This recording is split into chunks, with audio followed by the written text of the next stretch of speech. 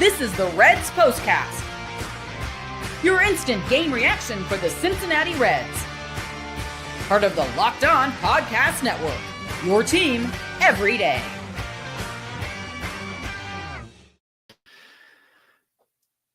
Hey everyone, how we doing?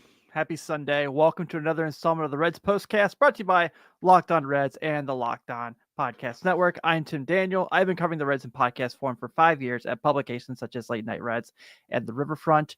Today, we are going to sound off because the Reds had their worst loss of the season today to Chicago Cubs, 11-8. And that's saying something, considering they've already had a game this year. They had a 5-run lead in blue. Oh, and it's also saying something because they had a game on Friday where they had a big run in blue. But today took the cake.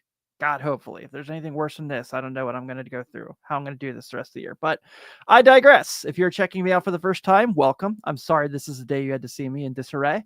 You can check me out after every single Reds game here on the Postcast. You can go ahead and give us a follow here on YouTube or your podcast app of choice. Monday through Friday, you get my friends Jeff Carr and Stephen Offenbaker, and they also will be diving into the depression that was being a Reds fan this weekend. On today's show, you see the bullpen showing their taxing ways, that they are taxed. They bombed, not just today, all weekend. Even the game they won, they were a nightmare. Nick Lodolo today, not terrible, not great, leaving a lot to be desired. Especially when he's pitching in the rotation with guys like, that's not fair compared to Hunter Green by any means. And then if there is some good, it's always Austin Hayes, right? That's what we can always come back to, is Austin Hayes is at least good. And I don't know, at this point, we'll see how it goes. And of course, I'll hear from you guys. I'm sure you guys have opinions. I know I do. I see them in the chat already. It's already flying through quickly, so I'm having a hard time keeping up with everybody, but I'll do my best to get to them. And let's just knock this out, shall we? This is what you'll be talking about. So the Reds scored 20 runs this weekend. They lost 2 or 3 games.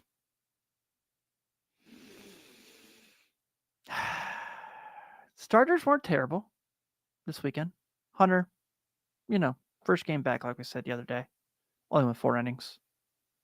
Had a chance to win. Saturday, they win. They look really good. Andrew Abbott was awesome. Bullpen still gave up runs. Today we saw the Reds battle back for the first time in a long time, right? So they start the game, they're down 2-0. They score 4. You're like, all right, cool. Cubs get a run the next inning. You're like, all right, that's fine. You expect that from the Cubs. They score 4 more. You have a 5-run lead going into the later innings. 5 runs, later innings. I get it's Cubs. Cubs are mashers. But that wasn't possible because starting with Scott Barlow, bad, really bad today. 2 walks in an inning, solid. Graham Ashcraft comes in for him. 3 runs, awesome. Taylor Rogers after him doesn't even get an out. 3 runs. You guys keep it up. Luis May, I'm not going to be mad at Luis May, but man, it happens. He's a rookie. But Seiya Suzuki was all over that pitch.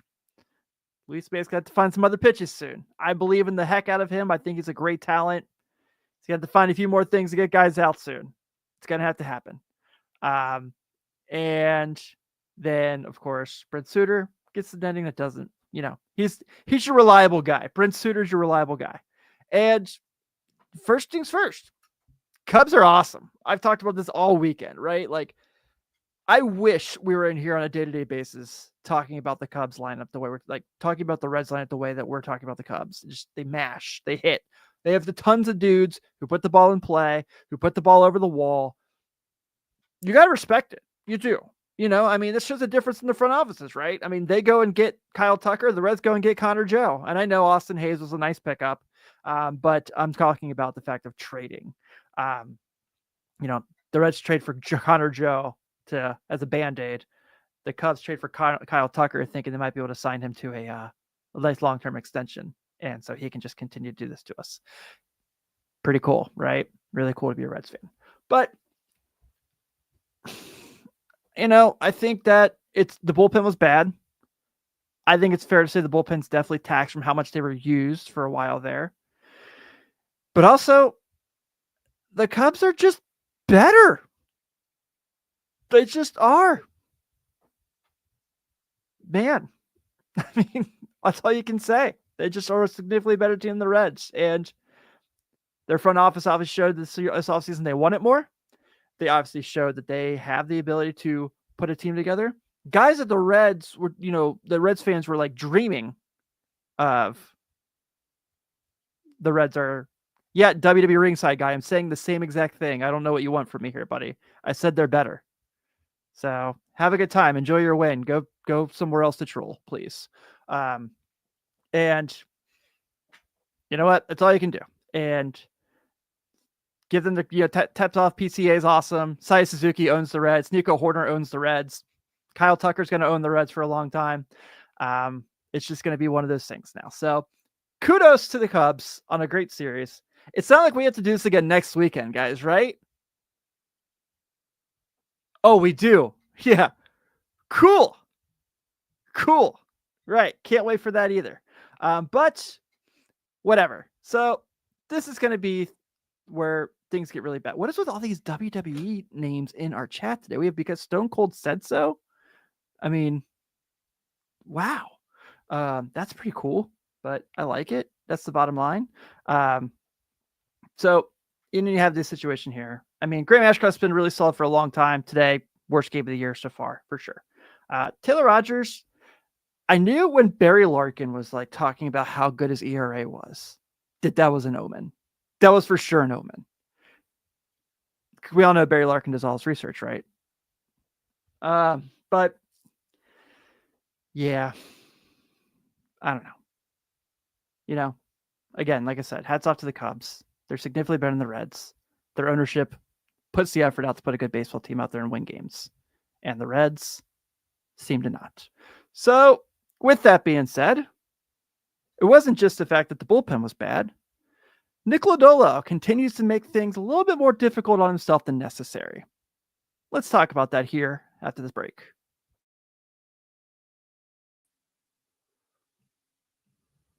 The NBA playoffs are in full swing, and every night delivers highlight-worthy performances, major momentum shifts, and can't-miss moments. Whether it's a game-winning shot or a breakout player, there's never been a better time to get in the action than with FanDuel. FanDuel makes it easy to stay in the game before tip-off and live with player props, performance trends, and same-game parlays. Fans have more ways than ever to play smart and win big. I'm looking at Monday night. We've got Game 3 of the Eastern Conference Finals. The Pacers currently hold a 2-0 lead over the Knicks. I like the Knicks' Jalen Brunson over 42.5 points, rebounds, and assists at -106 in that game. It's pretty simple. The Knicks need this one, and Jalen Brunson's their best player. If you're new to FanDuel, it's the perfect time to sign up. Head to FanDuel.com and place your first $5 bet. If it wins, you get $200 in bonus bets. Every moment more of FanDuel, the official betting partner of the NBA.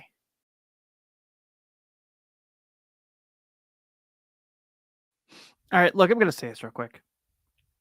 I have no problem if other team fans want to come here and chat with us. That's fine. Don't be a jerk. If you're a jerk, you get blocked. That guy got blocked. All right.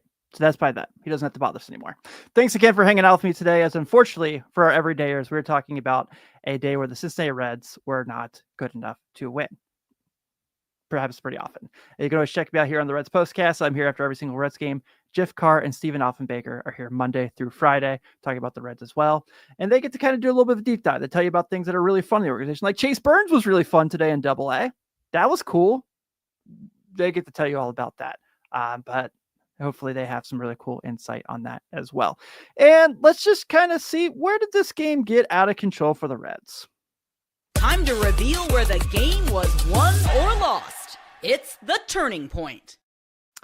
It was Seiya Suzuki, right? 3-run homer off Luis May, and they never looked back. Pretty obvious. So I don't know how many more things I can say there about that, but gosh, this weekend, even with a win, this weekend sucked. Nick Lodolo. Here's what I'll say about Nick Lodolo. 5 innings, 3 earned runs, 6 Ks. You take that. You take that for sure. Absolutely take that in this day and age baseball.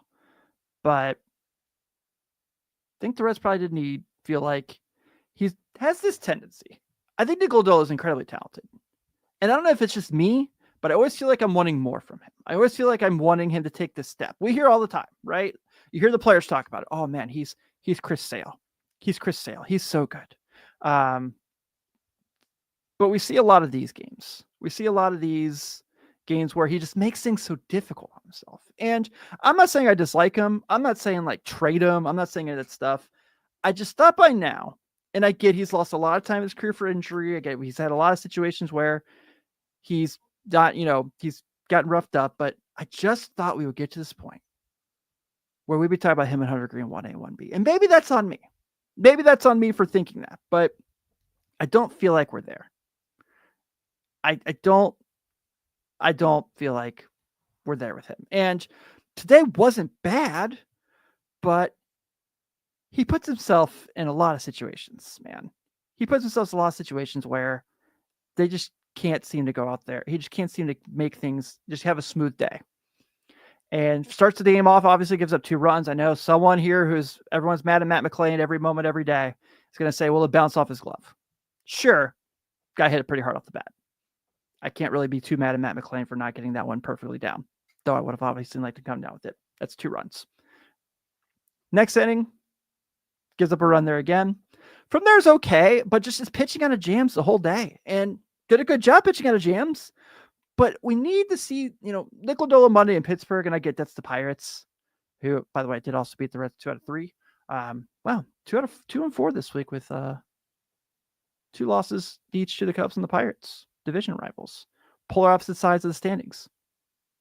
Cool, awesome stuff. And you're just seeing him just kind of get these predicaments where he can't seem to get out of them. And I don't know what more we can do with him there. So, and again, I'm not blaming him. He gave them a chance to win. They were up 5 runs when he left. He for sure should have had a W today. How many times have we said that sentence this season? The starter left them with a chance to win the game, and they couldn't do it. It's aggravating. It's really frustrating. So, whatever. You move on. You get ready for Kansas City, I guess, and you try to see if you can right the ship a little bit. This has not been a good May.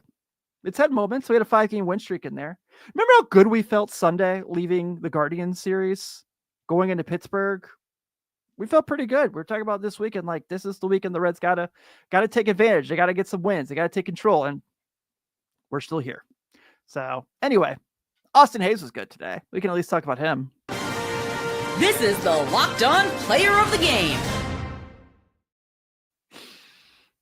If there's one nice thing to say about today's game, it's Austin Hayes was really good. I mean, I guess they did score 8 runs. You should be able to say like, hey, 8 runs is cool. But I don't know. Not so much. Austin Hayes today, 2 for 4, 3 runs batted in. Him and Elly. I know someone's going to say Elly had 2 strikeouts. Yes, he did. They were the reason the Reds even had a chance to win this game, was those 2. And I know there's some angry Spencer Steer people out there because of his game today. I have a hard time blaming Spencer Steer for today. Coming off the bench, getting 3 at-bats, had been awesome for 2 weeks into today's game. Can't really be too mad at him there. But you know what? Austin Hayes was awesome today. And if it's not him, they don't have a chance to win today. So him, Friedel, and Elly basically gave them their shots. So they had 6 of the team's 8 runs today.